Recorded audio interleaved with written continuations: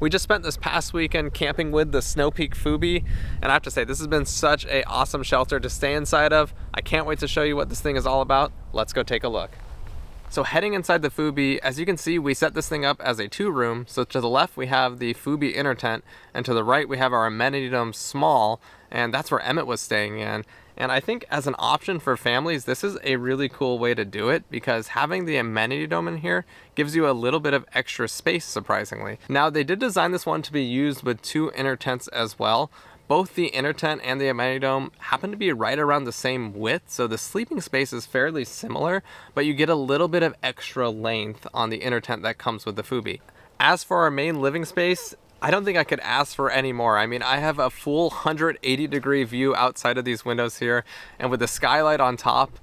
Okay, so the skylight. At first, I wasn't sure about that vinyl panel, but after this morning, oddly enough, it rained, and I could see the benefit of having that skylight. And this entire mesh panel here on the front has to be the largest opening I've ever seen on any tent, and it definitely took some getting used to, because there is a lot of zippers going on, and at first, it's really confusing figuring out, how do you open this mesh, and what do you do with all these other zippers?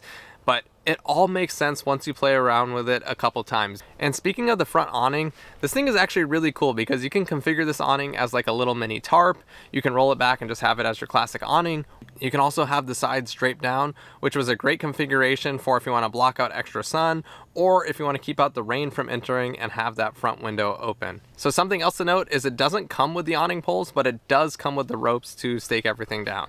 Moving on to the back of the Fubi though, there is no mesh going on at all. And I actually don't mind that there is no mesh on the back here, because I feel like with how much mesh is going on the front and the sides and all the windows, I think there's plenty of ventilation going on already. And I think there's going to be a ton of situations where I'm just going to keep this back fully closed up. So depending on where I'm camping, I can customize this. If I'm somewhere all by myself and I have views all around me and weather is perfect, I can open this thing up. But if I'm at a place where, I kind of want to close things down and keep a nice private living center inside for just all of us, I can keep this thing closed up and still have, that 180-degree view all around me on the front here. And I think that's a really cool thing. So even having this as a 2-room, I feel like there's plenty of room for the 3 of us to sit down comfortably, enjoy a meal together. And we spent just a ton of time over the weekend just hanging out inside of here.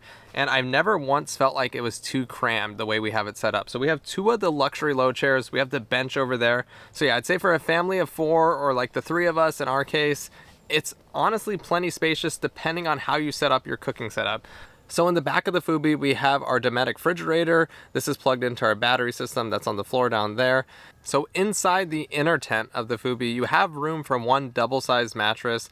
This is the Exped Megamat Duo Long Wide, so it's a 52-inch mattress, and you have a little bit of extra space on the bottom. So it's definitely kind of an odd shape for a tent, but it makes sense since it goes along with the lines of the rest of the shelter. So you're definitely not going to be standing inside of there, but there is decent height going on, and there's 2 large windows inside of here. You can unzip these and you can just clip them into place with the toggles at the top. And one of my favorite features about this inner tent is the zipper on the outside. You can open this thing up and grab stuff from inside that top section right there, which was really handy. So if I needed to quickly grab my camera or plug in my phone into my charger that was at the top there, I didn't have to open up the entire tent, crawl in there on my knees. I could just quickly kneel down, unzip that, and just access everything I needed. All right, so on this side of the Fubi, we have Emmett's tent. This is the Amenity Dome small, and as you can see, there's plenty of space inside of here. He was super excited to set this one up and have his own little room within here.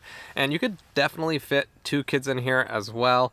We have the Snow Peak mat and sheet set for it, so we didn't even lay out a mattress. In summer months like this, when nights are not that cold, and if you're on grass like we are, you don't really need a mat for the kids. I did bring one for him, but we set this thing up with a sleeping bag and he just looked right at home with it, so we just rolled with it, and he was totally fine. Having the Amenity Dome in here, aside from creating a little bit of extra space in the front, it also gives you a lot more versatility down the line, because you can eventually move this tent outside of here, or at least in our case, we can eventually move this tent outside of here when he gets a little bit older, creating even more living space as our family continues to grow. All right, so now you're probably asking yourself, how difficult was this whole thing to set up? And the way I'm going to answer that is, if you're coming from a tent and tarp setup like I was, going with one of these shelters is definitely going to be a learning curve, because the tent body itself, the poles, everything is significantly larger.